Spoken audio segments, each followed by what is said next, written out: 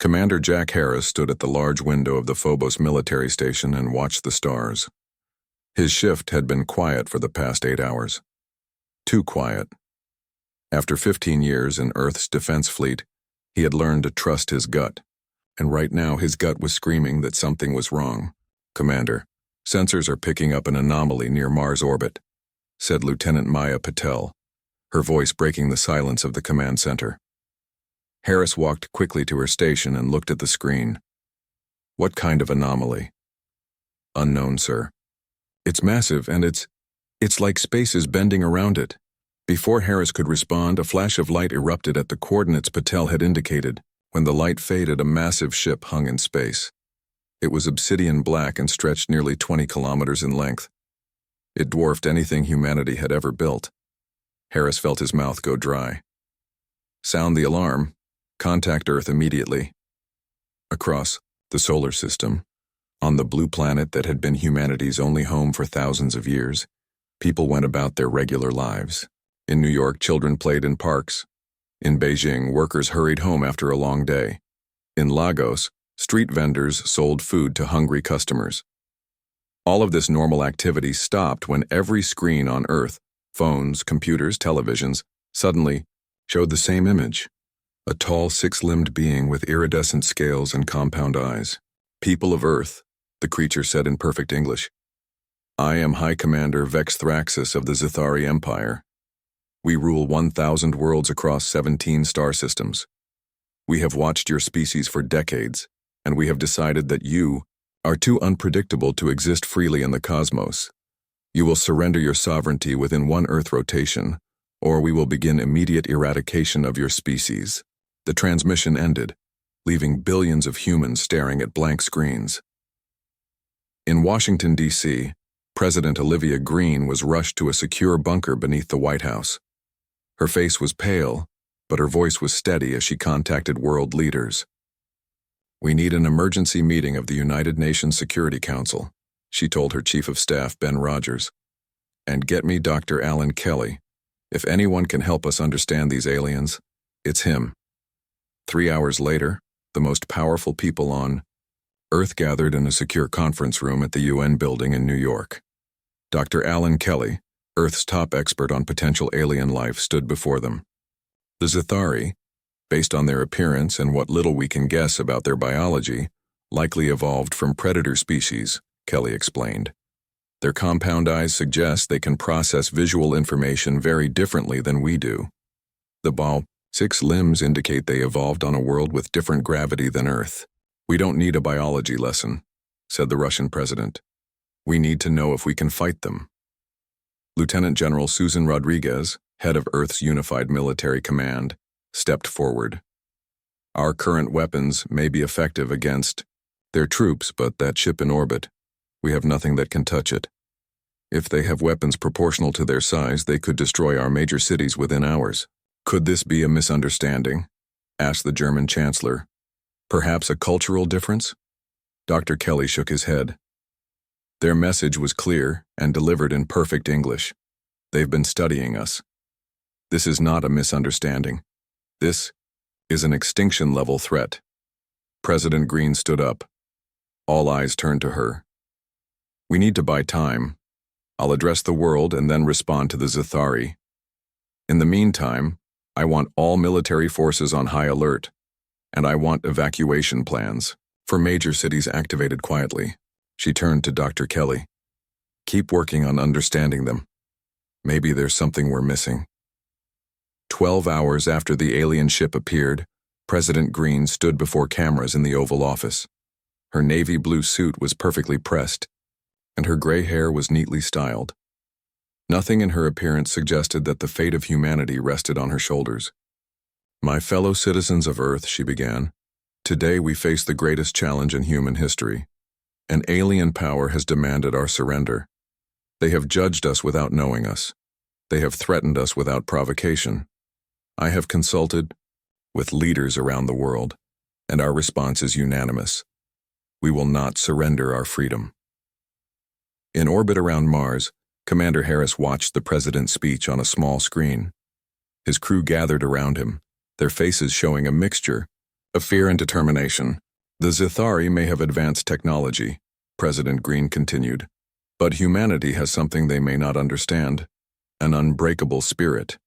We have faced extinction before, from ice ages, from plagues, from our own nuclear weapons. Each time we have survived, we will survive this too. As the speech ended, Harris received new orders from Earth Command. The Phobos station was to evacuate all non-essential personnel immediately. Only a skeleton crew would remain to monitor the alien ship. "What do you think they'll do?" Patel asked Harris as they prepared the evacuation shuttles. Harris looked at the massive alien vessel on their long-range scanners. "They'll demonstrate their power. They'll try to frighten us into submission." He was right. 1 hour after President Green's speech, Earth sent its official response to the Zithari. "Humanity rejects your demand for surrender. We propose peaceful contact and cultural exchange instead of war." The Zithari response came 5 minutes later. A beam of energy bright as a small sun shot from the alien flagship. It struck the International Space Station, which had been orbiting Earth for over 70 years. The station, home to 30 astronauts from 12 nations, disintegrated instantly. On Phobos, Commander Harris watched the destruction on their sensors. He closed his eyes briefly, saying a silent prayer for the astronauts. When he opened them, his face was set with determination. "Send a message to all ships in the defense fleet," he ordered. "The Zithari have declared war on humanity. From this moment, we are on a war footing." Across Earth, people looked up at the night sky. Many could see a new star, the still glowing debris of the space station. Some people ran to stockpile food and water. Others joined long lines outside military recruitment centers. Parents held their children close and wondered what kind of world they would grow up in. In her office, President Green received word of the space station's destruction. She stood by the window looking up at the sky. Her assistant waited for orders. "They think this show of force will make us surrender," Green said quietly. "They don't understand humans at all." She turned from the window.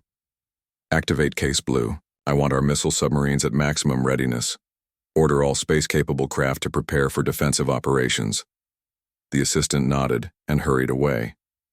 Green looked back at the sky once more. "You declared war on the wrong species," she whispered. War had begun. Humanity's greatest test had arrived. 3 months passed since the Zithari declared war on humanity.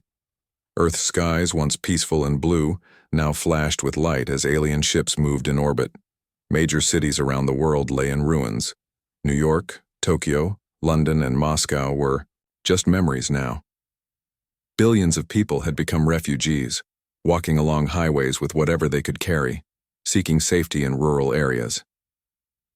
Lieutenant General Susan Rodriguez stared at the large map on the wall of the bunker. Red marks showed Zithari-controlled areas, which included most major cities and military bases. The blue areas, showing human resistance, were getting smaller each day. "The Chinese forces lost Beijing yesterday," said Colonel Frank Peters, pointing to the map. "Their remaining units have gone underground. They'll switch to guerrilla tactics now." Rodriguez nodded. That was the pattern everywhere. Conventional military forces would fight until they could not, then break into smaller units and disappear into the countryside. "What about the European front?" she asked. "Still fighting in the Alps, the mountains give them good cover from orbital strikes." The door to the bunker opened and President Olivia Green walked in. Her face looked thinner than 3 months ago and new lines had formed around her eyes, but her back was straight and her voice was strong. "What's our status, General?" Rodriguez gestured to the map.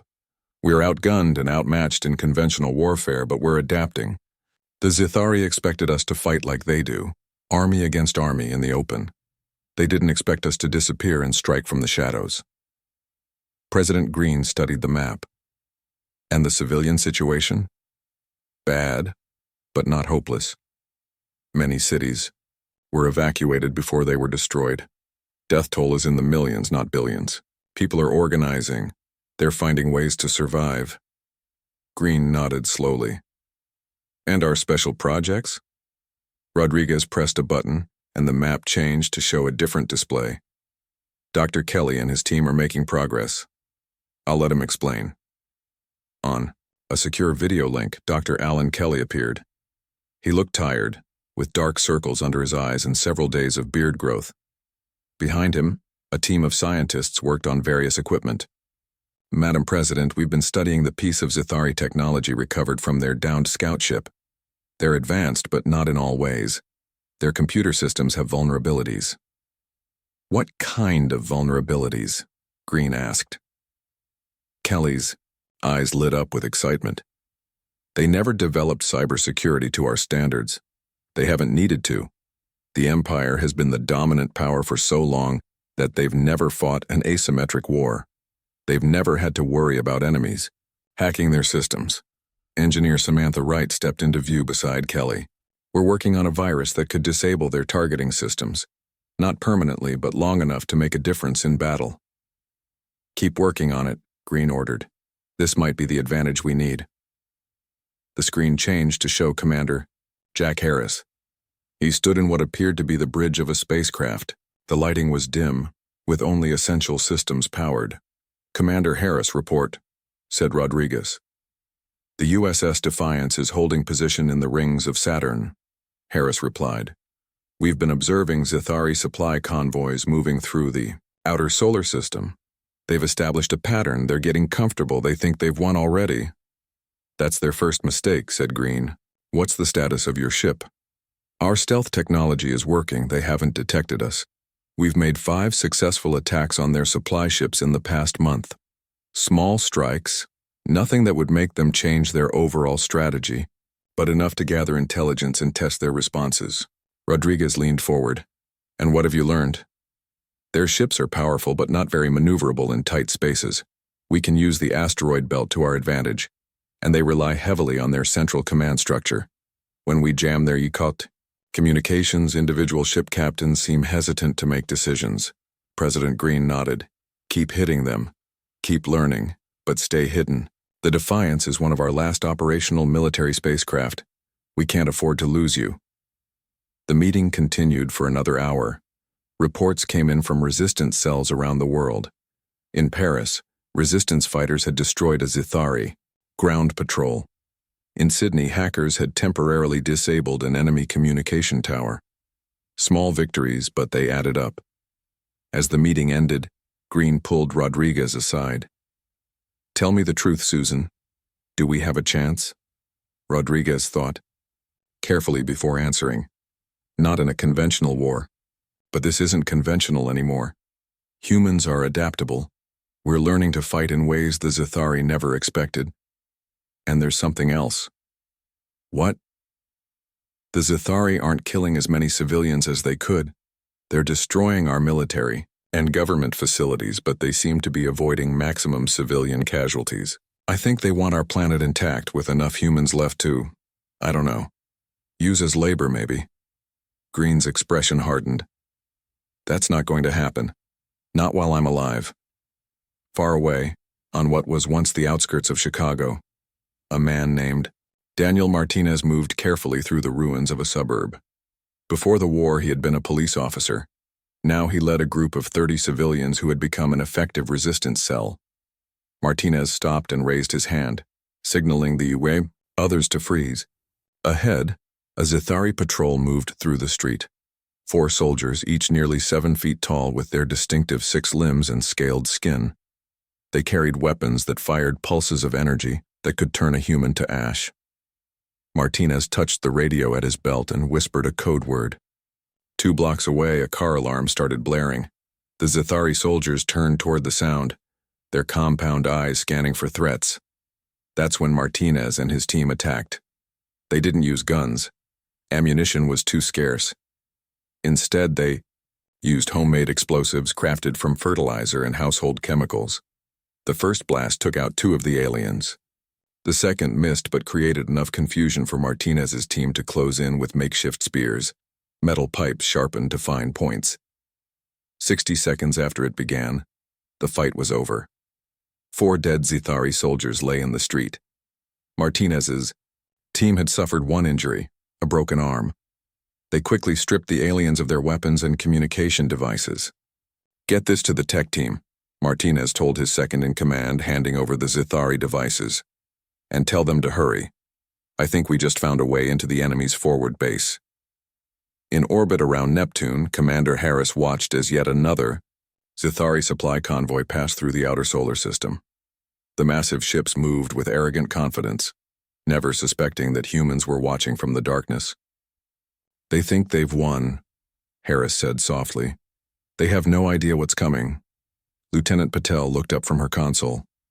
"Sir, we just received a coded message from Earth Command. Operation Trojan Horse is being prepared. They want us ready in 30 days. Harris smiled for the first time in months. "Send our acknowledgement. The Defiance will be ready." Across Earth and throughout the solar system, humanity prepared to strike back. They weren't fighting a conventional war anymore. They were fighting a guerrilla campaign against an occupying force. And despite the overwhelming technological advantage of the Zithari, humans were remarkably good at being unpredictable. The real war was just beginning. 6 months into the war, Supreme Commander Vexithraxis stood on the command deck of his flagship in Earth orbit. His scaled skin had lost some of its shine, and his compound eyes showed signs of stress that another Zithari would recognize instantly. "The humans continue to resist in ways that defy military logic," he told his second-in-command. "We control their orbital space. We have destroyed their major military bases, yet they refuse to surrender." The second-in-command, Sub-Commander Zilvok, studied the holographic display showing the status of Zithari forces on Earth. Red dots blinked across the map, indicating attacks on their troops. "These resistance fighters do not behave as soldiers should," Zilvok said. "They attack and then disappear. They do not wear uniforms. They use primitive explosives and even sharpened metal poles as weapons." Vexithraxis made a gesture of frustration with his upper limbs. What should have been a simple pacification mission has turned into a protracted conflict. The High Council demands answers. On Earth, in the ruins of Chicago, Daniel Martinez led his team through the underground tunnel system. Old subway tunnels and storm drains had become the highways of the resistance, allowing humans to move unseen by Zithari patrols and their aerial drones. "Everyone clear on the plan?" Martinez asked as they approached their target, a Zithari forward operating base established in what had once been Grant Park. His team nodded. They carried a mix of stolen Zithari weapons and homemade explosives. Their faces were grim but determined. "Remember, our primary objective is to capture their communication hub intact. The secondary objective is to retrieve any data or technology we can. Fighting is the last resort." They waited until night fell before making their move. The darkness gave them an advantage. Humans could see better in low light than the Zithari, who evolved on a planet with 3 suns. The raid went better than expected. Using stolen access codes provided by resistance hackers, they entered the base through a service entrance. 2 guards were silently neutralized. They reached the communication hub without raising the alarm. "Download everything," Martinez ordered as one of his team, a former IT specialist, plugged a device into the Zithari computer system. "We have 5 minutes before they detect the intrusion."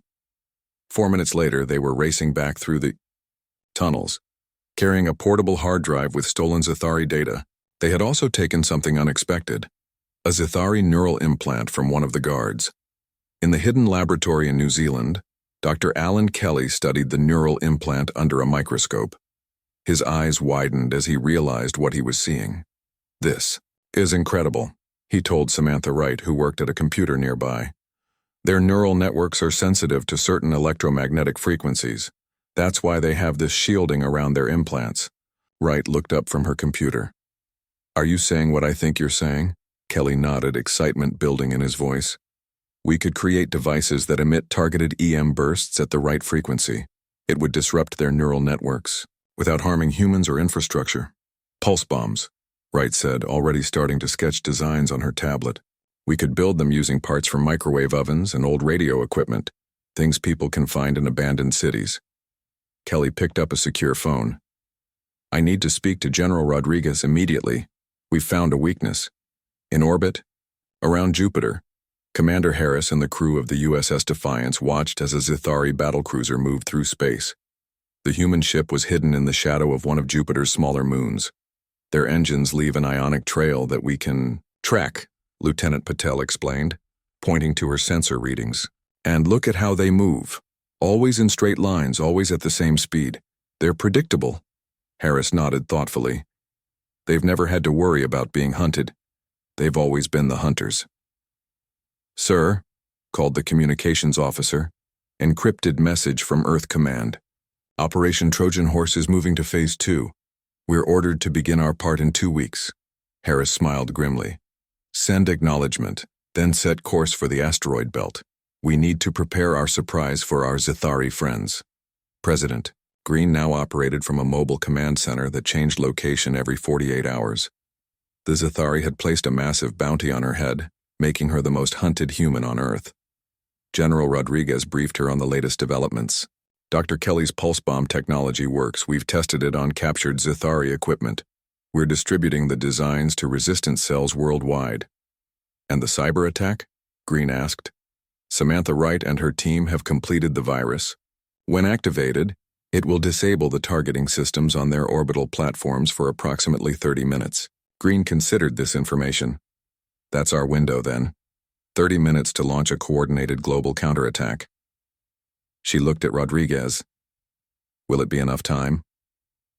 It has to be, Rodriguez answered simply. Green nodded and made her decision. Authorize Operation Trojan Horse. Send the go code to all resistance cells and to Commander Harris. Across Earth, resistance fighters prepared. The pulse bomb design spread rapidly through secure networks. People built them from scavenged electronics. Former soldiers trained civilians in combat tactics. Doctors stockpiled medical supplies for the inevitable casualties. In orbit, the Zithari remained unaware of what was coming. They continued their methodical occupation, establishing more bases, sending more troops to trouble spots, never realizing that their every move was being watched and recorded by humans looking for patterns and weaknesses. In what was once Silicon Valley, a team of hackers led by Wright worked day and night in an underground bunker. Their computers weren't connected to any network that the Zithari could detect. They refined their virus, making it undetectable until the moment of activation. The Zithari computer architecture is actually quite primitive in some ways, Wright explained to her team. They've never needed to develop sophisticated cybersecurity because they've never fought an enemy capable of hacking their systems. Until now, one of the hackers added with a grim smile.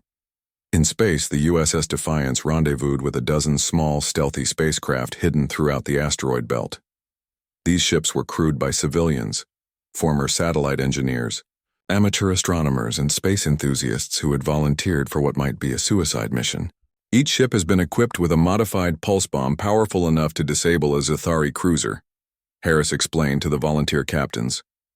Your job is to get close enough to deliver it, then get away if you can. And if we can't get away? Asked one of the captains. Harris met her eyes steadily. Then you will have died ensuring humanity's survival. On the day before the planned attack, President Green recorded a message to be broadcast worldwide once Operation Trojan Horse began. Her words were simple but powerful. Tomorrow humanity fights back.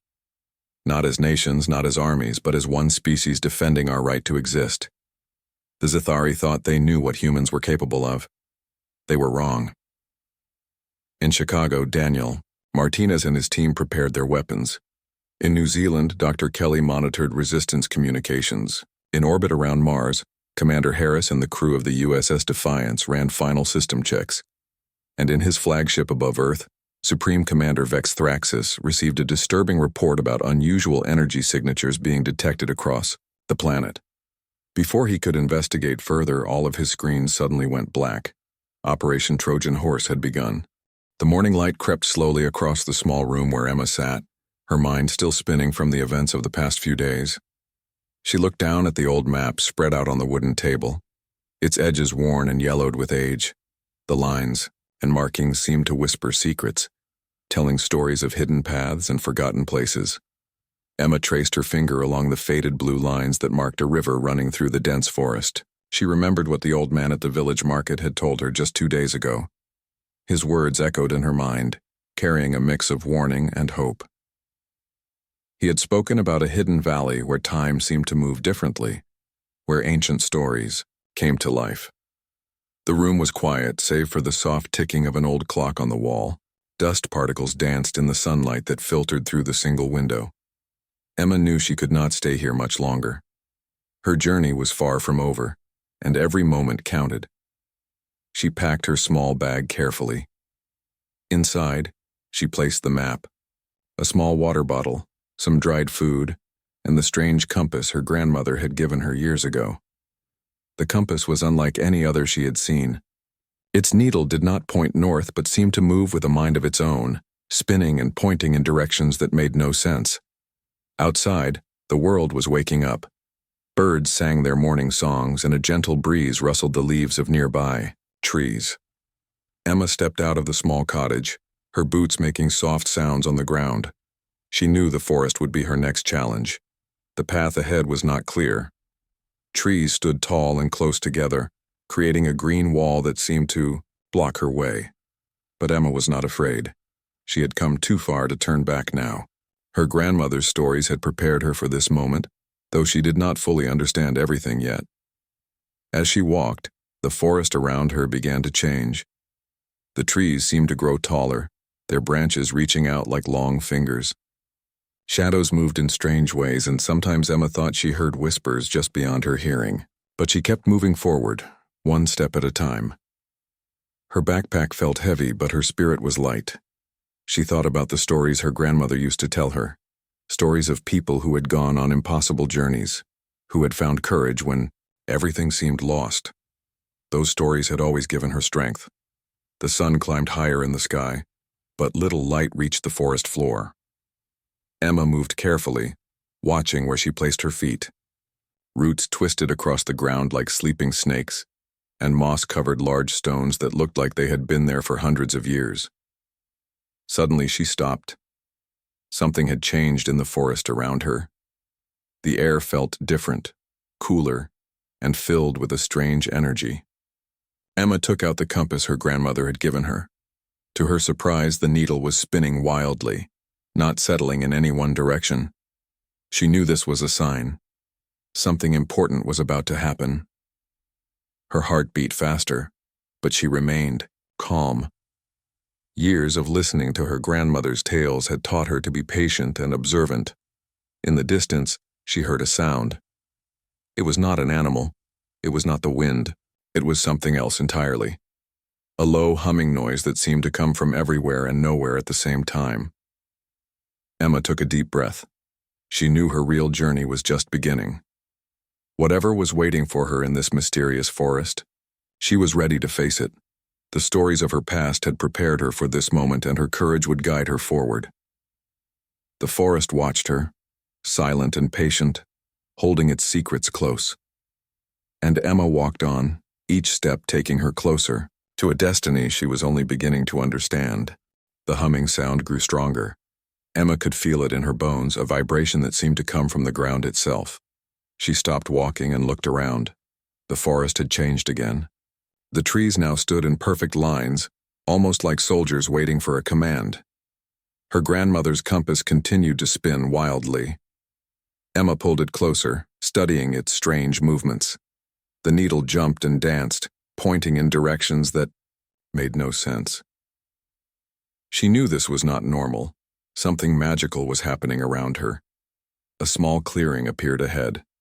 Emma stepped carefully, her boots making soft sounds on the soft ground. In the center of the clearing stood a large stone. It was not like other stones she had seen before. This one seemed to glow with a soft light, as if it had its own inner fire. The stone was covered in strange marks. They looked like writing, but not in any language Emma knew. The symbols were curved and smooth, almost like dancing lines that told a story. She reached out her hand, feeling drawn to touch the stone. Just before her fingers could reach the surface, a sound made her stop. It was like a whisper, but not from a person. The sound came from everywhere and nowhere. Emma looked around, her heart beating fast. The forest seemed to be watching her. She remembered her grandmother's words. "Listen to the world around you," she used to say. "Sometimes the most important messages come when you are quiet and still." Emma took a deep breath and closed her eyes. The forest sounds changed. Instead of the usual bird calls and wind sounds, she heard something else. It was like music, but not music made by instruments. This was a sound that came from the trees, the ground, the air itself. Each note told a part of a story. When Emma opened her eyes, she saw something incredible. The stone was now glowing brighter. The strange symbols on its surface began to move. They shifted and changed, creating patterns that seemed to tell a story of their own. A path appeared. It was not there before. Emma was sure of it. The path wound through the trees made of smooth stones that seemed to shine with a soft light. It was an invitation, she knew. But an invitation to what?